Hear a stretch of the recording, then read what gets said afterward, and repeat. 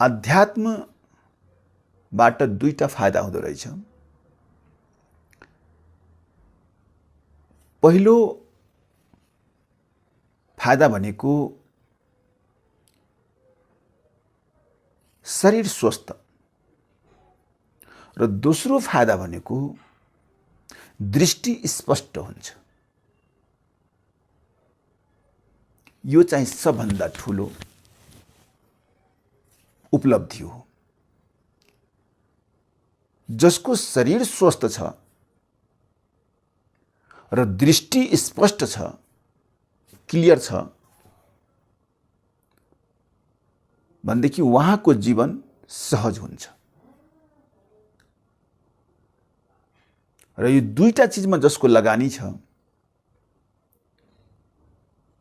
त्यो व्यक्ति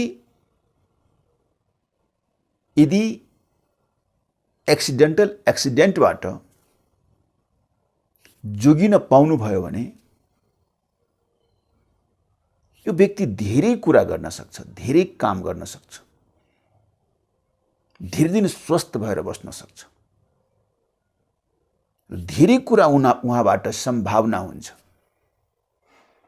जसको शरीर स्वस्थ छैन त्यो व्यक्तिको कल्पना मात्रै हुन्छ, बोली मात्रै हुन्छ, उहाँबाट सम्भावना बहुत कम हुन्छ। त्यसकारणले यो अध्यात्मले दुईटा चीज दिँदो रहेछ, स्पष्ट रूपमा दुईटा चीज दिँदो रहेछ। पहिलो भनेको शरीर स्वस्थता र दोस्रो भनेको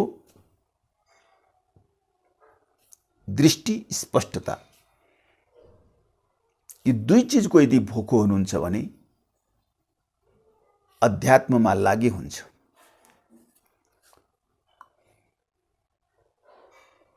यी दुई चीज भौतिक जगतमा छैन, यो अध्यात्ममै छ।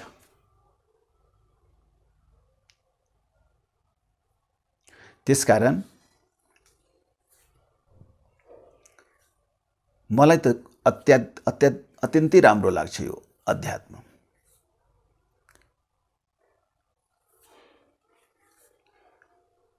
जुन आमा बुबाले अध्यात्मको मार्गमा लागेर आफ्नो दृष्टि स्पष्ट गरिसक्नु भएको छैन, उहाँ त दुःख पाउनुभयो, उहाँका बच्चाहरू उहाँभन्दा बढी दुःख पाउनुहुन्छ। किनभने त्यो आफूले पाएको संस्कार, आफूले पाएको दृष्टि, एक शब्द पनि उहाँले आफ्ना नजिकका सन्तानहरूलाई या सहयोगीहरूलाई या मित्रहरूलाई भन्न सक्नुहुन्न। किनभने उहाँलाई आफै अनुभव हुँदैन, भनेदेखि उहाँले कसरी भन्ने? एउटा मूल कुरा के हो भन्ने अध्यात्मको दृष्टि स्पष्टताको दर्शनको भित्र तपाईँ जोसुकै मानिस आओस्, चाहे त्यो नातामा भाइ होस्, आमा होस्, बुबा होस्, काका होस्, काकी होस्, फुवा होस्, फुपू होस्, सासू होस्, ससुरा होस्, श्रीमती होस्, साली होस्, घरवाली होस्, चाहे कोही राजा होस्, रैती होस्, जोसुकै ए टु जेड जो भए पनि जसको स्पष्ट दृष्टि छ, उहाँले सबैको बीचमा बसेर उहाँ जोगिन सक्नुहुन्छ। यो चाहिँ स्पष्ट दृष्टिको करामत हो। यति कुरा चाहिँ जसको स्पष्ट दृष्टि छ, उहाँले चाहिँ सबैको माझमा बसेर पनि सबैलाई, जुन रिस्तामा जो पढ्नुहुन्छ उहाँ सबैलाई कदर गर्दै उहाँ एक असल जोगी बनेर बस्न सक्नुहुन्छ। यो चाहिँ सबभन्दा प्रमुख कुरा हो। यो चाहिँ सबभन्दा ठुलो अध्यात्मको मूल हो। उहाँलाई कसैसँग झगडा विवाद हुँदैन। जे कुरा राख्नु उहाँको इच्छा हुन्छ, उहाँ सबैको माझमा बसेर उहाँले आफ्नो कुरा राख्नुहुन्छ, अरू कुरा पनि सुन्नुहुन्छ र आनन्दले उहाँले चाहिँ के गर्नुहुन्छ भने सबै कुराको छिनोफानो गरिदिनुहुन्छ र त्यसबाट आफू पनि जय जयकार बोलाउँदै, आफू पनि प्रशंसनीय हुँदै त्यस भित्रबाट उहाँ निस्किहाल्नुहुन्छ। यो चाहिँ सबभन्दा अध्यात्मको मूल हो। आजसम्म जो व्यक्ति अध्यात्मको मूल पुग्नु भएछ, उहाँले यसरी चाहिँ निर्णय गर्नुभएको छ, यसरी चाहिँ जोगिनु भएको छ। जो चाहिँ त्यो जसको दृष्टि चाहिँ अध्यात्ममा लागेर दृष्टि स्पष्ट भइसकेको छैन, क्लियरिटी छैन दृष्टिमा, भनेदेखि उहाँ यो सबै जति हामी अगाडि भन्यौँ त्यो सबैजनाको बीचमा माझमा बसेर हँसिकन खुसीको साथ जस्तो पनि उग्र रूप लिएका मानिसहरूको बीचमा बसेर यसरी सबैको बीचमाबाट बिस्तारै उहाँ निस्किन उहाँलाई गाह्रो हुन्छ, किनभने उहाँ फस्ने सम्भावना बढी हुन्छ। किनभने समाजमा हरेक थरीका मानिस हुन्छ, हरेक रङका, हरेक दृष्टिका, हरेक मार्गका मानिसहरू हुन्छन्। अनि त्यस्तो सबैको माझबाट निस्किनु भनेको, सहज तरिकाले निस्किनु भनेको त्यति सहज हुँदैन, त्यति सजिलो हुँदैन। जसको दृष्टि स्पष्ट छ र त्यो व्यवहारिक रूपमा छ, उहाँ मात्र निस्किन सक्नुहुन्छ। हजारजनाको हजारवटा प्रश्न हुन्छ, सबै प्रश्नको जवाब फेरि त्यही स्पष्ट दृष्टिभित्र लुकेर बसेको हुन्छ। जसको स्पष्ट दृष्टि छ, उहाँले आरामको साथ सबै प्रश्नको जवाब दिनुहुन्छ र उहाँ चाहिँ आरामले सबैको प्रश्नको जवाब दिएर स्वतन्त्र रूपले त्यहाँबाट निस्किन सक्नुहुन्छ। यो स्पष्ट दृष्टिको करामत हो। किन झै झगडा?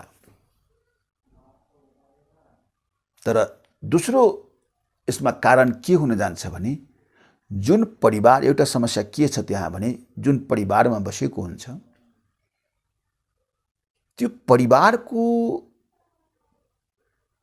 व्यक्तिहरू, नजिकीहरू, उहाँभित्र यदि क्लियरिटी छैन भनेदेखि, उहाँले स्पष्ट जुन जसको दृष्टि क्लियर हुन्छ, उहाँ चाहिँ क्लियर कुरा गर्नुभयो भने उहाँका इर्दगिर्दमा बसेका मित्रहरूले उहाँलाई केही चोट पुर्याउन सक्छ। तर त्यो चोटले पनि के खास असर पर्न सक्दैन, किनभनेदेखि त्यो कुरा पनि उहाँलाई थाहा रहेको हुन्छ। त्यसकारणले त्यति असर चाहिँ पर्दैन। तर यस्तो व्यक्तिहरू, स्पष्ट दृष्टिकोण भएका व्यक्तिहरू, स्पष्ट दृष्टि भएका व्यक्तिहरू अलिकति सेफ तरिकाले बस्नुभयो भनेदेखि जहाँ पनि उहाँलाई मान सम्मान हुन्छ, जहाँ पनि उहाँले चाहिँ हरेक समस्याको सोलुसन निकाल्न सक्नुहुन्छ, त्यति खुबी उहाँसँग हुन्छ। किनभने उहाँलाई हरेक कुरा, संसारको जुन वास्तविक कुरा छ त्यो कुराबाट उहाँ, हरेक कुराबाट उहाँ चाहिँ अनुभवी भएको हुन्छ।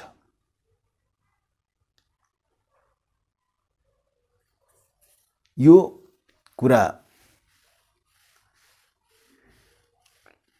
अत्यन्त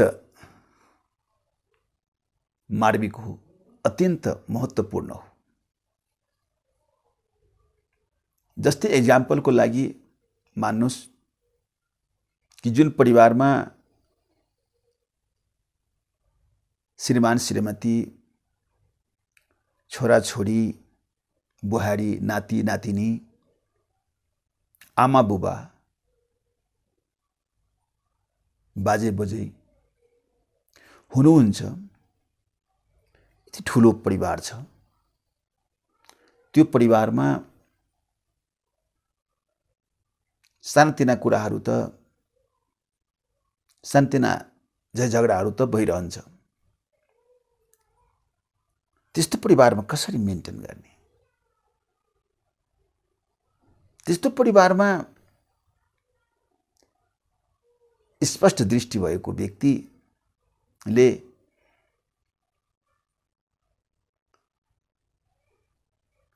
साह्रै मिठो तरिकाले आफ्नो नजिकका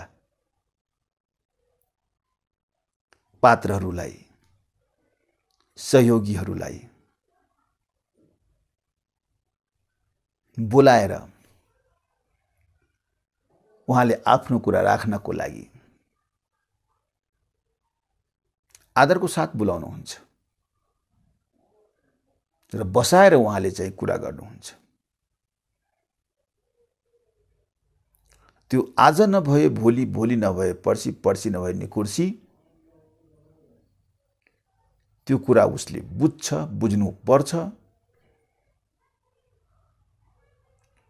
यदि बुझेन भनेदेखि उसैलाई घाटा हुन्छ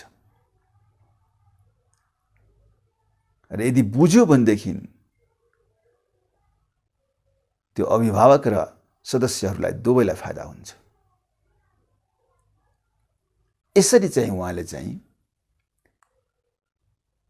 काम गर्नुभएको हुन्छ र यसरी चाहिँ उहाँले अगाडि बढ्नु भएको हुन्छ। परिवार, देश, समाज ती व्यक्तिले सफलताको साथ चलाउन सम्भव पार्न सक्नुहुन्छ जो व्यक्तिको दृष्टि स्पष्ट छ, शरीर स्वस्थ छ। शरीर स्वस्थ, स्पष्ट दृष्टि स्पष्ट, यो अध्यात्मको मूल हो, अध्यात्मबाट निस्केको परिणाम हो। त हामी शरीर स्वस्थ राख्न र स्पष्ट दृष्टि राख्न यदि चाहन्छौँ